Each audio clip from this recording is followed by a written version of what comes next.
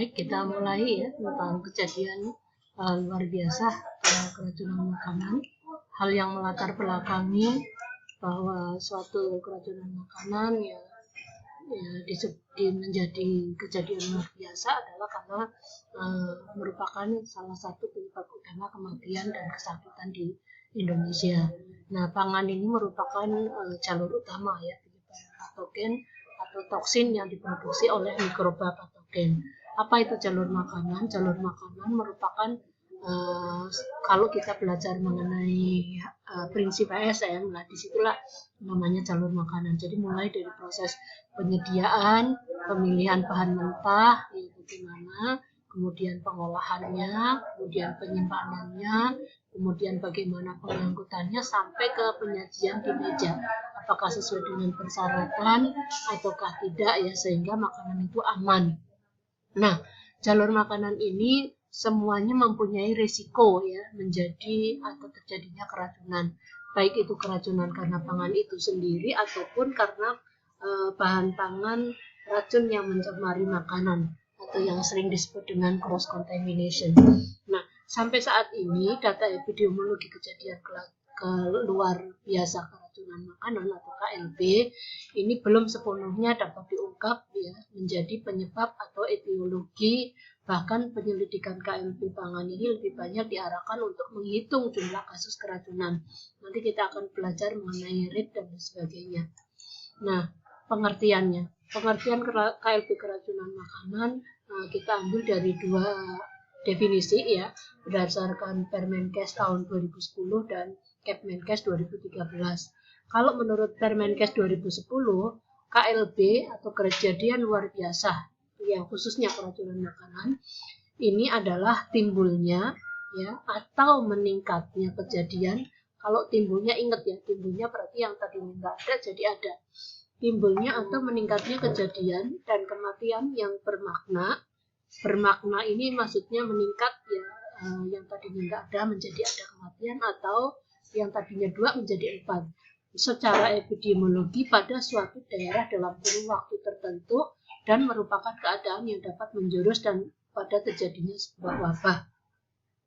Kalau menurut Kepmenkes nomor 2 tahun 2013, KLB keracunan pangan merupakan suatu kejadian di mana terdapat 2 orang atau lebih yang menderita sakit dengan gejala yang sama. Ya, saya garis bawahi di sini dengan gejala yang sama. Ya. Kemudian keracunan pangan, apa sih keracunan pangan?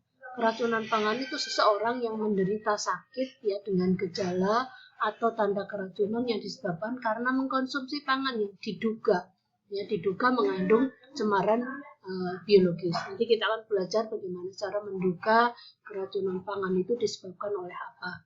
Nah, disinilah nanti yang disebut dengan penyelidikan KLB. Penyelidikan KLB adalah rangkaian kegiatan berdasarkan cara epidemiologi ya, untuk memastikan adanya suatu KLB, untuk mengetahui gambaran penyebaran KLB, dan untuk mengetahui sumber dan cara penanggulangannya. Itulah namanya penyelidikan KLB. Jadi sampai ke bagaimana cara kita menanggulanginya. Nah, penanggulangan KLB itu sendiri adalah upaya untuk menemukan penderita atau tersangka penderita, penata laksanaan penderita, bagaimana pencegahannya untuk peningkatan, perluasan, atau untuk menghentikan suatu KLB. Nah, spesimen bahan yang berasal atau diambil dari tubuh manusia untuk tujuan penegakan diagnostik ya dari keracunan pangan. Ya, jadi apa sih penyebabnya itu nanti spesimennya bisa dibawa ke laboratorium. Kemudian contoh pangan.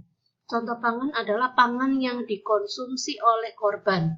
Ya, hampir mirip ya dengan spesimen. Kalau spesimen itu bisa berasal dari darah yang kemuntahan ya. Sementara kalau contoh pangan ya pangan yang dikonsumsi oleh korban. Ya, dan diduga sebagai penyebab KLB. Lokasi kejadian tempat ya di mana korban itu mengkonsumsi pangan. Ya, kemudian fasilitas pelayanan kesehatan ya tempat yang digunakan untuk menyelenggarakan upaya pelayanan kesehatan baik itu promotif, preventif, kuratif maupun rehabilitatif yang dilakukan oleh pemerintah baik pusat, daerah maupun masyarakat itu sendiri. Bagaimana gejala keracunan pangan? Ya, gejala keracunan makanan biasanya disebut bersifat gastrointestinal. Jadi yang diserang adalah bagian pencernaan, ya, terutama di usus. Nah, adapun penyebab keracunan makanan menurut WHO tahun 2002 dibagi menjadi dua, diketahui dan tidak diketahui. Kalau diketahui, itu agen etiologinya itu berdasarkan pemeriksaan dan kriteria spesifik dari laboratorium. Sementara kalau tidak diketahui, secara epidemiologik menunjukkan adanya sumber pada makanan, tetapi dengan pemeriksaan laboratorium tidak terbukti. Contohnya adalah pada patogenisis itu sangat ringan, sangat berat sampai berakibat kepada kematian. Tapi secara laboratorium tidak diketahui. Sementara kalau gejala klinis dilihat dari reaksi atau yang diderita dari penderita keracunan makanan tersebut. Mual, muntah, ya, diare, sakit perut, atau disertai menggigil atau tidak, kemudian panas badan atau suhu tubuh, pusing, kejang, dan lain-lain yang spesifik tergantung dari penyebab keracunan itu sendiri. Seperti kita sudah belajar di SMA, kalau seseorang menderita penyakit keracunan pangan akibat Staphylococcus itu suhu badan itu tidak panas, itu juga spesifik, dan itu nanti menjadi salah satu penyelidikan KLB.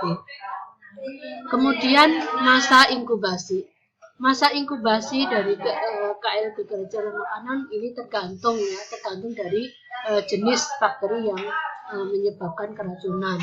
Ada yang kurang dari 1 jam. Nah, biasanya karena bahan kimia. Jadi kalau kurang dari 1 jam, ini kita bisa membuat kesimpulan sementara bahwa keracunan makanan disebabkan karena bahan kimia. Kalau sampai 1 sampai 7 jam, itu antara lain adalah bakteri Staphylococcal food poisoning. Contohnya Staphylococcus aureus, ya. Staphylococcus yang menyebabkan keracunan. Kemudian 8 sampai 24 jam itu contohnya seperti Clostridium perfringens. Kemudian kalau lebih dari 24 jam, kemungkinan infeksi bakteri atau toksinnya misalnya adalah karena Shigella, ya. Nama penyakitnya Shigellosis, Salmonellosis, dan karena Clostridium botulinum. Ingat, Clostridium botulinum sifatnya anaerob, sehingga makanan yang sering menjadi tempat untuk berkembang biak adalah makanan kaleng karena sifatnya yang anaerob. Nah, cara penularan, ya, penyediaan bahan, ya, pengolahan, penyajian, pengiriman, ya, ini cara-cara penularan. Bisa mulai dari penyediaan bahannya, kemudian pada saat pengolahannya, pada saat penyajian, pengiriman, penyimpanan, ya, yang mempunyai kemungkinan terkontaminasi oleh zat yang beracun, baik itu karena patogen, virus, ataupun parasit. Penanganan KLB, kalau kita gambarkan, ya, itu mulai dari pra-KLB. Apa itu pra-KLB? Yang pertama kita harus mengidentifikasi dulu. Jadi sebelum kita ke penanggulangan, ya, kita harus pra-KLB dulu. Dengan cara apa? Mengidentifikasi jenis tempat pengolahan makanannya seperti apa. Jenis makanan yang paling banyak dikonsumsi yang menyebabkan keracunan apa.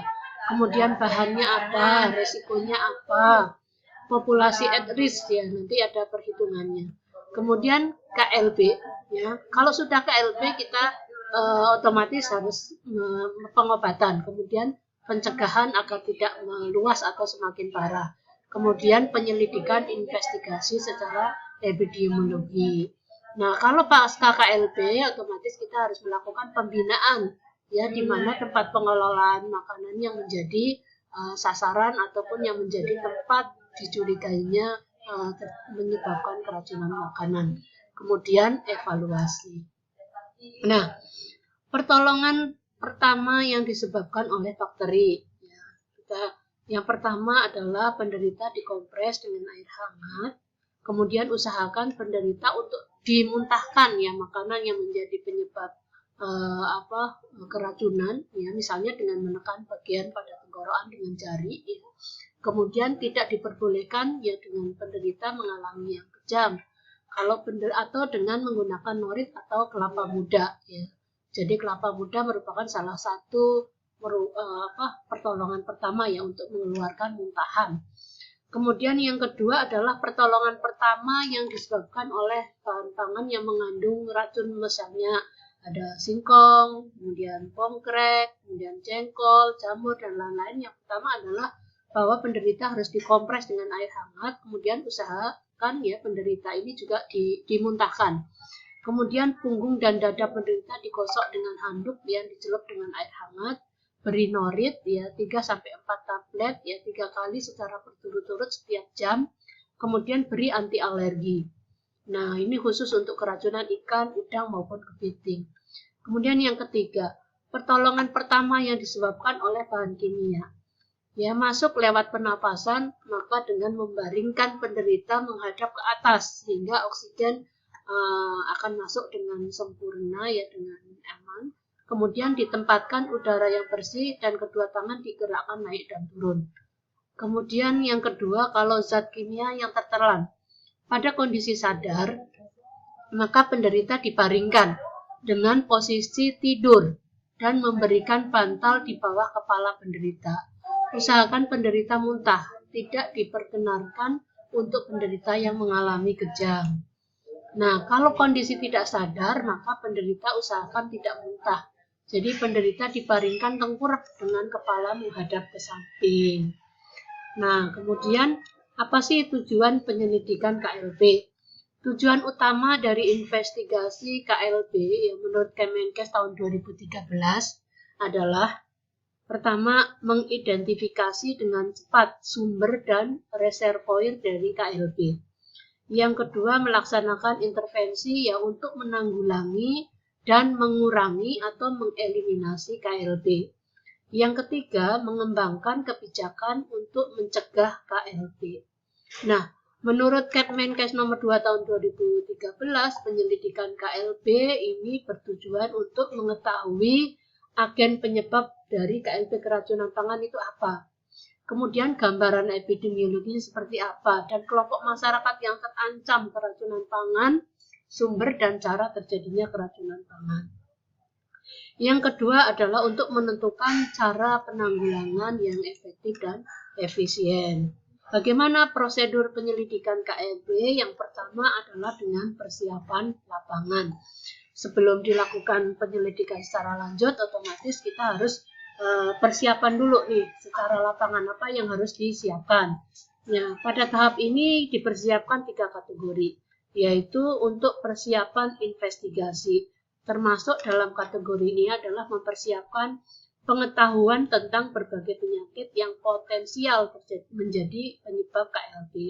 Pengetahuan tentang keterampilan menginvestigasi lapangan, ya termasuk pengetahuan teknik pengumpulan data, manajemen, dan spesimen.